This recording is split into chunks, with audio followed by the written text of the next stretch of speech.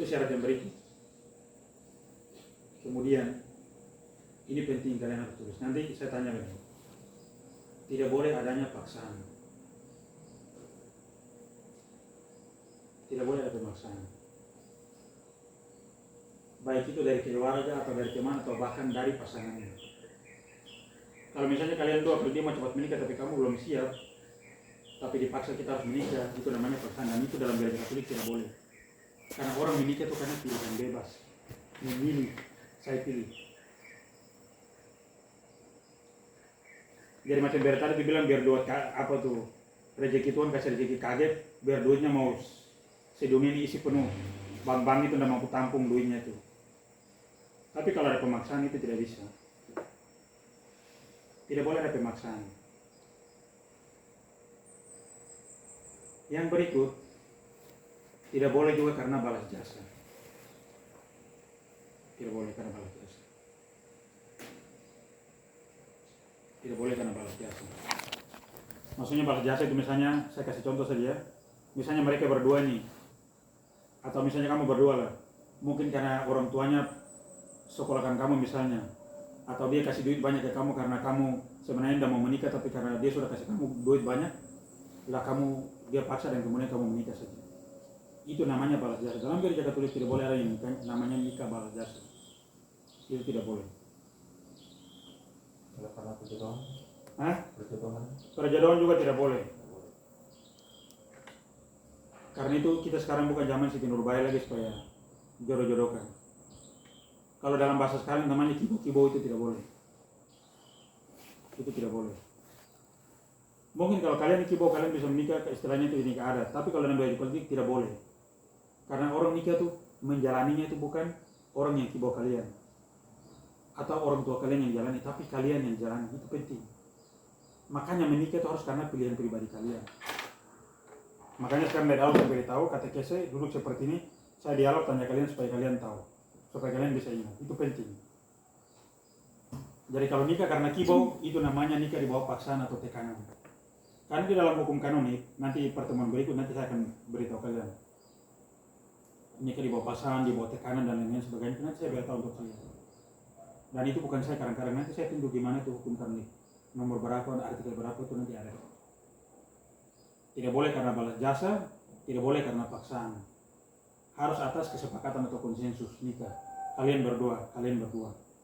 Setelah kalian mengenal pacaran atas dasar cinta, kita memutuskan bahwa kami mau lanjut ke jenjang yang lebih tinggi, yaitu pernikahan. Itu tidak boleh paksa. Kalau paksa, maka kamu tidak akan pernah bisa menikah dalam gereja Katolik. Artinya menikah secara Katolik tidak bisa.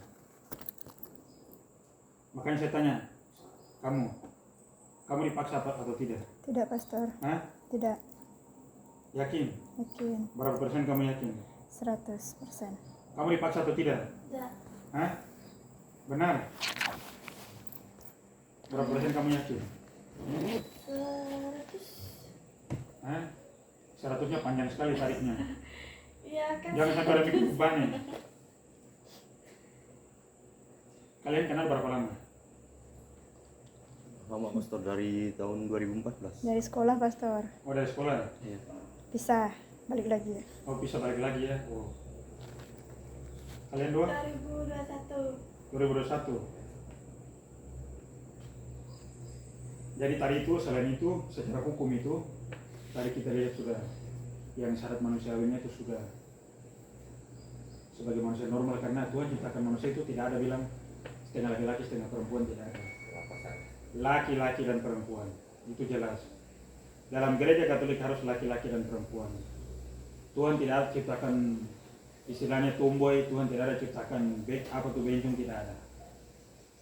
Dari kitab Kejadian termasuk yang Protestan juga tahu, Tuhan ciptakan hanya dua orang saja, laki-laki dan perempuan, untuk saling melengkapi. Lain dari situ tidak ada. Dalam gereja Katolik tidak ada toleransi lain-lain, tidak ada. Laki-laki dan perempuan.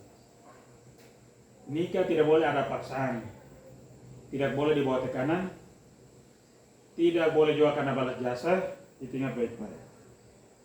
Tidak juga karena faktor ekonomi, itu tidak boleh. Misalnya salah satu pasangan itu dia nikah dengan itu karena misalnya dia punya ekonominya, dia terpuruk secara ekonomi, artinya nikah dengan itu supaya ekonominya itu baik. Itu juga tidak boleh. Tetapi dalam kenyataannya ada karena menikah jual Yesus itu karena ekonomi, faktor ekonomi. Ada yang jual Yesus karena jabatan. Ada yang juga yang jual Yesus karena cinta sementara.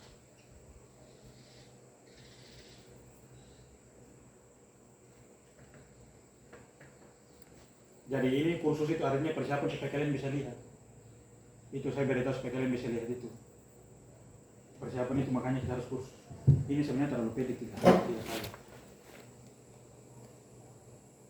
Jadi faktor-faktor semua itu jangan. Terus setelah itu secara hukum, setelah yang lain semua itu secara personal. Terus kemudian yang berikut, makanya kenapa saya bilang itu harus minta, misalnya dia dari paroki tetangga, dia harus surat status legal dari sana, supaya tahu benar-benar bahwa maksudnya surat jomblo dari paroki. Itu jadi tidak bisa bohong. Kalau bahasa gerenya itu surat jomblo. Karena menikah dengan secara Katolik kamu harus bebas. Tidak ada ikatan perkawinan sebelumnya. Makanya itu nanti harus surat dari sana. Biar kalian tinggal di ujung dunia, kamu menikah di sini, kamu tidak bisa tipu, tidak bisa bohong. Karena kamu bisa menikah, surat itu harus datang di paroki. Baru nanti verifikasi datamu untuk bisa menikah.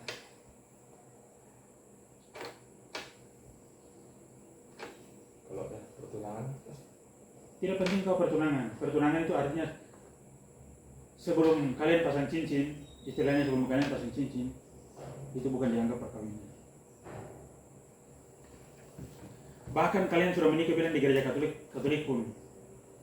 Tapi kalau ada perkawinan, ada penipuan, maka itu perkawinan kalian dianggap tidak sah.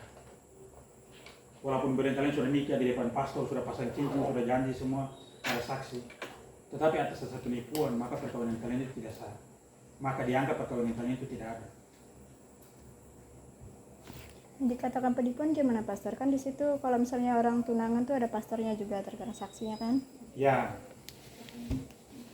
kalau tunangan itu hanya istilahnya untuk apa tuh? Jadi itu bukan menikah.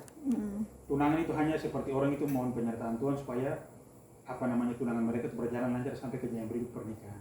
Ya. Jadi walaupun sudah tunangan sekalipun itu bukan dianggap perkawinan, sahnya perkawinan.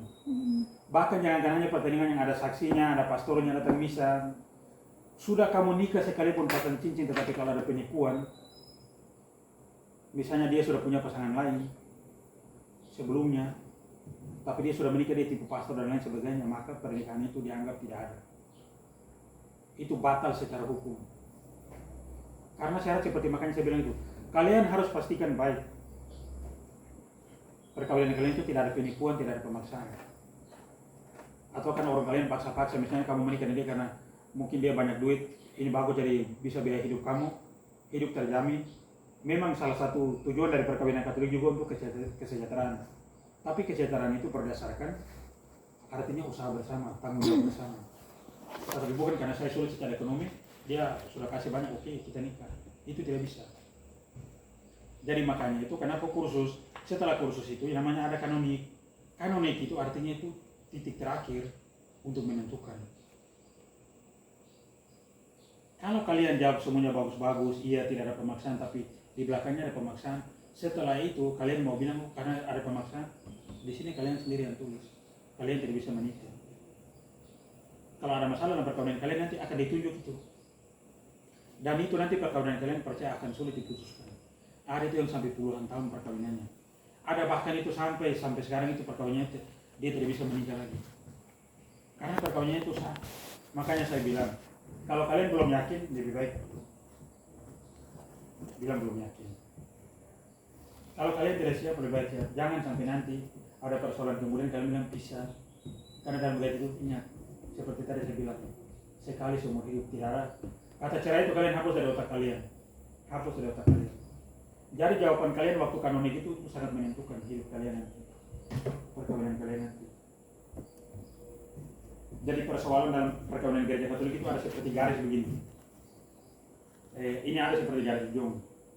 Ini kalian saling mengenal sini sebelum menikah, saat menikah, setelah menikah.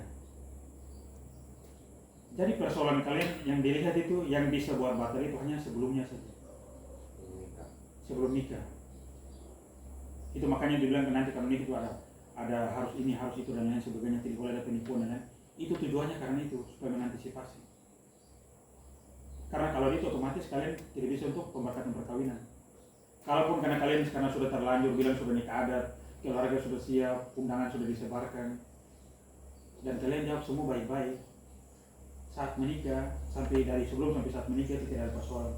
Tapi setelah menikah misalnya dia ribut terus pukul kamu sampai jadi buat kamu jadi itu sansak tinju pun kalian nggak bisa pisah. Biar kamu lari tinggalkan dia ke ujung dunia sekalipun kamu tidak akan bisa menikah, percaya saya. Kamu minta nikah di sana pun tidak akan bisa, akan mereka minta satu tadi itu surat jomblo dari Pauti Asal. Karena dalam gereja Katolik itu administrasinya itu lengkap. Kalau kamu sudah dibaptis, kamu sudah menikah, nama kamu itu sampai di rumah. Semua data itu, apalagi sekarang sudah pakai sistem komputer itu. Bahkan mereka sekretariat itu pun tidak bisa rubah data, walaupun keluargamu. Karena yang admin itu sekarang pakai adminnya itu pasar tur. Dia tidak bisa rubah. Semua masuk di situ, semua masuk di sistem sekarang. Makanya itu gunanya untuk khusus itu seperti itu. Tidak boleh, jadi saya bilang kalian harus pastikan kalian siap secara finansial, mungkin ya mungkin kalian sudah siap seperti tadi bilang itu. Tapi secara psikologi juga kalian siap secara mental. Penting. Jangan ribut-ribut sedikit. Saya punya pengalaman. Ketika waktu saya masih frater, saya di sini dulu. Mereka masih menikah. Jadi semua baik, ini semua baik. Kemudian setelah itu, kalau nanti kamu jadi sansak tinju, artinya kita tidak minta, tapi segala kemungkinan itu bisa terjadi. Hanya kita antisipasi supaya kalian siap. Dia jawab dengan entengnya, pisahlah, ya. Kalian bisa, percaya saya, kalian tidak akan bisa menikah. Kecuali mungkin kalian menikah secara Kristen Protestan atau Muslim atau agama lain. Tapi dalam gereja Katolik satu untuk selamanya, sampai selama-lamanya. Gitu. Jadi itu penting. Jadi kalau memang kalian ada sesuatu, lebih baik jujur dari sekarang. Mungkin saya jawab ini kalian dengan senyumnya, dengan senyum lebarnya, yakin 100%. Ada yang bahkan sampai 1000% yakin. Tapi setelah itu nanti merayap mereka. Itu kemudian yang berikut, tidak boleh ada itu semua. Terus kesepakatan nikah itu artinya itu syarat-syarat untuk menikah dengan administrasi dan lain seperti yang saya sudah katakan itu. Kemudian untuk sahnya perkawinan, sahnya. Jadi ada syarat untuk bisa menikah. Tapi sekarang ada lagi syarat berikutnya, sahnya sebuah perkawinan. Itu yang pertama. Sakramen perkawinan itu bukan diberikan oleh pastor, tapi diberikan oleh kedua mempelai. Jadi kalian ingat, nanti saya tanya lagi. Karena ini di sana itu kosong, tanda itu di sini. Itu diberikan oleh kedua mempelai. Pastor, saksi, kalau mereka yang berikan, maka perkawinan itu dianggap tidak sah. Biar kalian sudah pakai gampang, pengantin bagus, mahal sekalipun ada saksi. Pergi ke gereja pastornya, kalau bukan kalian yang berikan, maka perkawinan itu tidak sah. Jadi yang pertama harus diberikan oleh kedua mempelai. Jadi kalian dua yang nanti saling menerimakan segala perkawinan. Terus yang berikut harus di hadapan pejabat resmi gereja. Pejabat resmi gereja itu siapa? Dari paus sampai diakon. Itu pejabat gereja. Suster tidak bisa, frater tidak bisa, bruder tidak bisa, tidak bisa pokoknya. Itu harus pejabat resmi gereja. Dia hanya hadir sebagai saksi, otoritas gereja. Yang berikut di hadapan harus ada saksi. Dan nanti saya usul kalian, ini penting. Karena biasanya ada yang cari saksi itu hanya asal-asal. Itu saya tidak mau. Untuk kalian dua pasangan ini, saya mau kalian harus cari saksi. Saksi itu yang hidup perkawinannya itu harus sudah lama. Orang yang sudah menikah, contoh hidup perkawinan mereka itu artinya mereka bisa menjadi contoh untuk kalian. Itu makanya di gereja Katolik itu diminta untuk ada saksi. Jadi tidak boleh saksi sembarang-sembarang, yang penting setuju mereka atau mereka tidak. Tidak boleh pasangan yang muda, pasangan harus yang sudah punya pengalaman. Kalau istilahnya itu sudah makan asam garam, tidak usah cari jarak jauh-jauh. Tidak usah karena lihat tingkat pendidikannya juga. Karena biasanya orang pintar itu yang buat hancur perkawinannya. Tetapi yang penting adalah kalian itu harus kesaksian hidupnya. Contoh hidupnya. Dari keluarga kalian yang terdekat atau misalnya keluarga kalian ada kenal, misalnya kenal dengan kalian tetangga di Ngabang atau di mana saja. Itu bisa kalian ini saksinya. Mereka bisa jadi saksi. Yang penting apa pasangan gereja Katolik yang sudah menikah secara Katolik. Terus usia perkawinan mereka itu sudah lama. Dan dilihat dalam masyarakat itu bahwa mereka itu bisa dijadikan contoh sebagai orang yang menikah secara Katolik. Ada contoh mereka supaya seperti maksudnya contoh hidup mereka. Oh mereka ini baik sekali mereka. Contoh keluarga Katolik yang baik. Jangan lalu kalian cari yang suka pergi minum mabuk suaminya. Terus pulang itu jadikan istrinya sansakti itu. Nah itu tidak boleh. Atau cari pasangannya malas-malas ke gereja, itu tidak boleh. Harus cari yang hidup perkawinannya baik, juga dia rajin di gereja, dalam hidup agama juga dia baik. Itu penting. Karena sama nanti kalian cari saksi siapa, harus cari dari sekarang. Hubungi dari sekarang. Itu saya mau, hubungi dari sekarang. Saya tidak mau yang dadakan-dadakan. Harus kalian cari dari sekarang. Karena nanti mungkin saya sampai yang pemberkatan kanonik sampai pemberkatan nanti saya. Jadi saya mau kalian pulang, cari dari sekarang. Itu penting. Dan di hadapan umat Allah, mereka akan menjadi saksi untuk kalian. Itu. Kemudian itu syarat yang untuk sahnya perkawinan itu pas. Tadi itu syarat untuk sebelum. Jadi ada 3 fase itu. Sebelum, saat, setelah. Jadi pas setelahnya tadi itu harus apa diberikan oleh masing-masing pasangan. Jadi pasangan itu bukan lagi misalnya bencong dengan bencong atau misalnya yang QR-nya mereka tuh yang LGBT bukan. Satu laki-laki normal dan perempuan normal. Itu kedua pasangan saling mengenalkan perkawinan. Di hadapan pejabat resmi gereja itu dari paus sampai turun di diakon yang paling rendah. Kemudian di hadapan 2 saksi dan umat Allah yang hadir. Jadi mereka harus menjadi saksi. Tujuan saksi juga untuk apa? Kalau kalian ada persoalan sedikit, itu kalian bisa konsultasi dengan mereka. Kalian bisa ke sana. Ke sana bukan untuk cari supaya kita bisa pisah. Ingat baik-baik. Saksi itu bukan kalian supaya kompor-kompor. Itu tidak boleh. Itu mereka supaya cari-cari solusi. Bukan untuk itu apa namanya? Apinya sudah kecil terus pergi supaya mereka kasih siram bensin lagi tambah. Itu bukan. Tujuan dari saksi itu bantu kalian supaya perkawinan kalian itu bisa lebih baik. Membantu kalian. Kalau ada yang kalian konflik-konflik sedikit, mungkin ada stres satu, kalian bisa panggil mereka. Makanya itu diminta saksi itu harus contoh hidupnya itu baik, teladan hidupnya itu baik supaya bisa bantu kalian dengan pengalaman mereka. Supaya karena kalian bilang sudah cinta kan, lalu nanti bilang sudah cinta lagi, nah ini yang gawat. Itu syarat di saat kalian menikah. Kemudian nanti ada setelah menikah. Itu saat menikah tuh ada yang namanya saudara-saudara, ada yang namanya istilah bahasa hukumnya ada ratu. Ratu itu berarti ada perayaan. Perayaan itu yang kita bisa tuh wanita perkataan perkawinan itu. Itu istilah bahasa hukumnya itu bahasa latinnya itu ratu. Itu artinya perayaan. Kemudian yang kedua itu adalah konsumatum. Kalian tahu apa konsumatum? Tidak bisa. Kalian tidak tahu. Konsumatum itu setelah perayaan pernikahan di gereja itu, kalian harus, misalnya itu harus sudah ada hubungan suami istri. Kalau tanpa itu, kalau kalian tidak berhubungan suami istri, kemudian dia pergi, dia mau nikah lagi setelah dicek, kalian tidak berhubungan sama istri, perkawinan kalian bisa diputuskan. Dan dia bisa menikah dengan orang lain. Karena tidak sah. Itu syaratnya. Itu tidak bisa ditawar-tawar. Itu syarat. Kalau tanpa salah satu, atau misalnya kalian hanya berhubungan suami istri tapi tidak ada perayaan, maka perkawinan jadi juga tidak sah. Nanti besok saya tunjukkan di mana itu ditulis bahasa hukumnya itu. Hukum kanonik itu. Jadi kita ada punya hukum. Kalau tanpa itu perkawinan tidak sah. Tetapi kalau misalnya contoh kalian, saya kasih contoh saja ya. Misalnya kalian 2 nikah. Setelah itu kalian hanya pemberkatan nikah, setelah itu kalian tidak berhubungan suami istri, misalnya dia pergi kerja jauh. Kemudian dapat satu di sana, kemudian dia mau menikah lagi setelah diteliti datang nanti dilapor ke paroki kan, setelah dia sudah pernah menikah tapi dicek oh kami belum itu berhubungan suami istri, maka dengan sendirinya perkawinanmu itu akan gugur. Itu bukan gugur artinya dianggap tidak ada, karena syaratnya itu tadi itu. Makanya kalian harus ingat baik-baik. Nanti saya tanya sebelum, saat, dan setelah. Itu penting.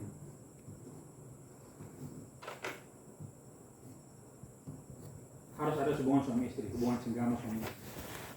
Itu penting. Kita bukan anak kecil lagi supaya bicara tuh sembunyi-sembunyi pakai kata putar jauh sekali. Harus kita langsung. Itu kalian harus mengerti baik. Dan sebagai pasangan suami istri. Dan yang berikut, saya tanya, kamu mau punya anak tidak? Mau. Kalau kamu mau punya anak tidak? No, pastor. Kamu mau punya anak tidak? Mau punya anak. Berapa kamu punya anak? 2 ya Pastor. 2. Kalau kamu? Bebas, tidak usah dengar dia, itu kan dia. Kamu?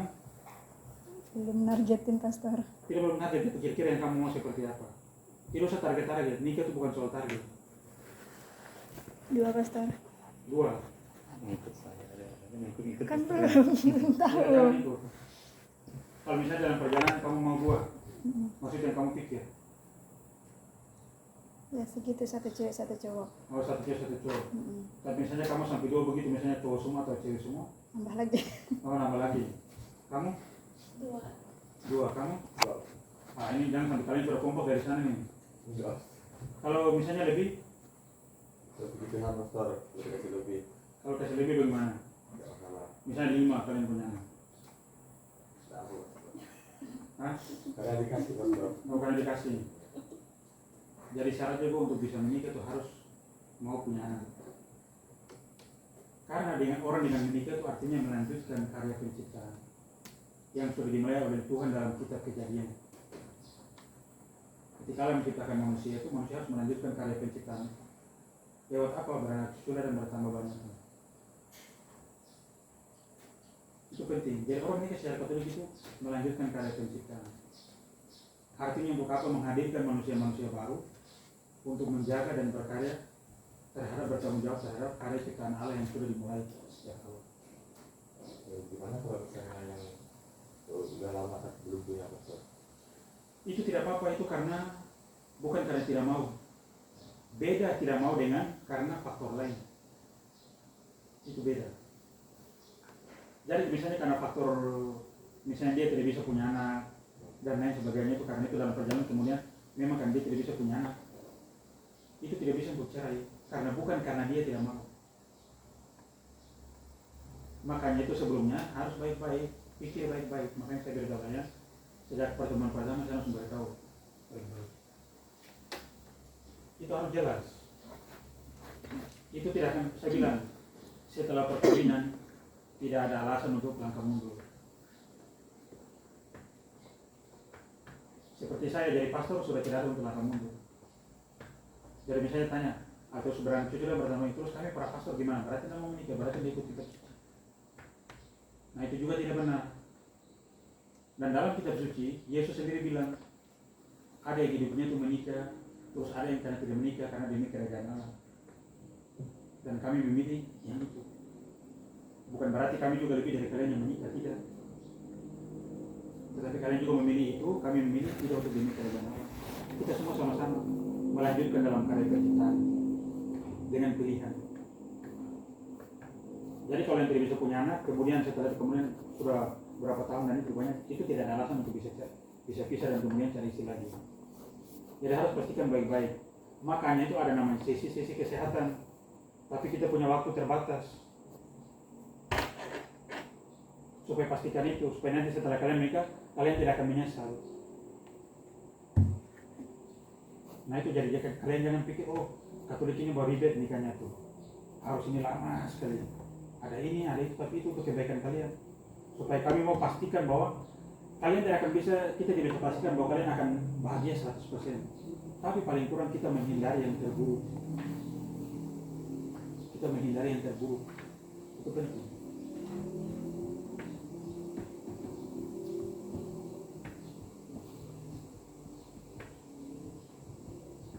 Jadi sekarang mulai dipikir lagi ya. Jadi yang namanya cinta-cinta, tapi kalian ingat telepon risikonya bagaimana. Itu.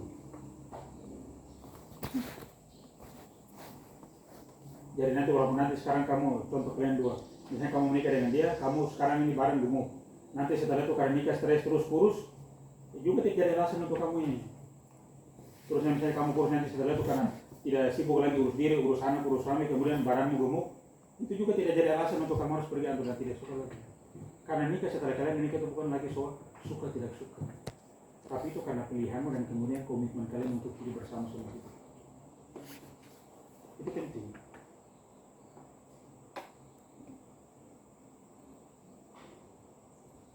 Jadi salah satu menikah juga harus punya anak. Jadi kalian selama punya anak, itu nanti di dalam konik ada pertanyaan juga itu tentang itu, terus nanti ada catatannya di bawah juga tentang itu. Jadi nanti itu ditulis semua. Makanya saya kemarin beberapa dengan yang sudah kembali dengan saya terus bilang yakin lagi. Saya tanya berulang-ulang kali.